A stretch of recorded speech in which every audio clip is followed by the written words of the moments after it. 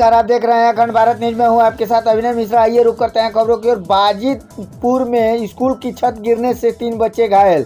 प्रशांत किशोर बोले, शिक्षा व्यवस्था को ध्वस्त करने के पीछे सरकार की सोची समझी रणनीति। सरकार की प्राथमिकता में शिक्षा है ही नहीं।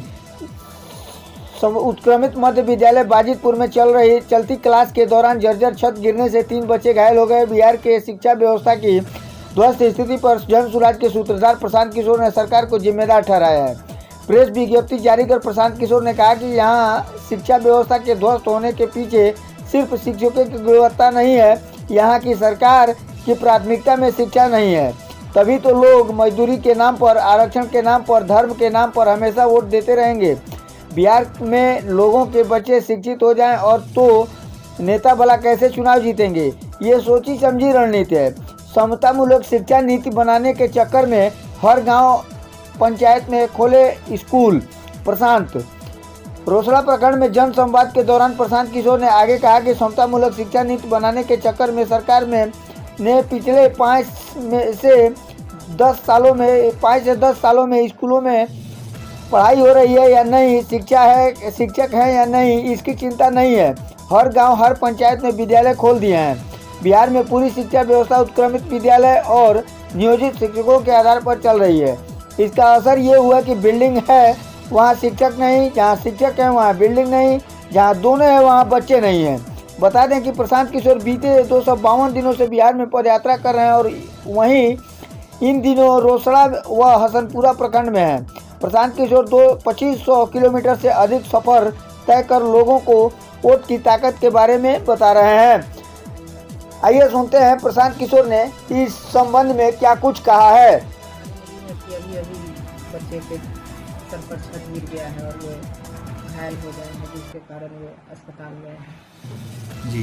तो मैं तो यही चाहूँगी कि विभाग को लिख के दूँ कि जल्द से जल्द इस भवन की मरम्मती या कुछ उसका निदान निकाला जाए, ताकि वर्ग संचालन में भी कठिनाई न हो और वर्ग संचालन उस तरह के डैमेज कमरे में नहीं हो। मेरे भाई, ऐसा है, मैंने आपको पहले बताया, शिक्षकों की गुणवत्ता वो एक महत्वपूर्ण पहलू है, लेकिन बिहार में शिक्षा व्यवस्था के ध्वस्त होने के पीछे सिर्फ शिक्षकों की गुणवत्ता नहीं है। आपने बताया कि शिक्षकों से दूसरा काम करा रहे हैं, इसलिए विद्यालय में पढ़ाई नहीं हो रही है। मान लीजिए कि 1 मिनट को आपकी बात मान लेते हैं।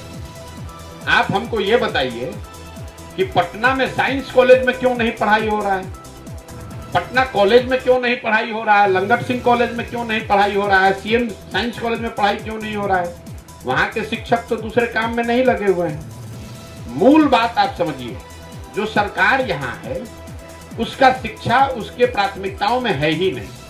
वो जानते हैं कि अगर समाज अनपढ़ रहेगा तभी तो आप मजदूरी करने के नाम पर, कभी धर्म के नाम पर, जाति के नाम पर, आरक्षण के नाम पर वोट हमेशा देते रहेंगे। अगर बिहार में लोगों के बच्चे शिक्षित हो जाएं तो आज के जो नेता हैं वो कैसे चुनाव जीतेंगे। तो ये एक सोची समझी साजिश तो नहीं कहूंगा, लेकिन एक सोची समझी रणनीति है कि समाज को आप इतना नीचे रखिए, इतना अनपढ़ रखिए कि आप 5 किलो अनाज ही आपको भगवान का वरदान दिख रहा है। अगर कोई नेता आकर आपसे एक सरकारी क्लर्की की नौकरी बता गया तो वही आपको वरदान दिख रहा है। आपको कोई लोग यहाँ इसलिए वोट दे रहे हैं कि जानने दीजिए भैया, खाने के लिए नहीं है, लेकिन कोई मार तो नहीं रहा है, कोई गुंडा बदमाशी तो नहीं कर रहा है। लोगों की अपेक्षाओं को इतना नीचे कर दिया गया है। तो लोकतंत्र में आप 2 तरीके से वोट ले सकते हैं।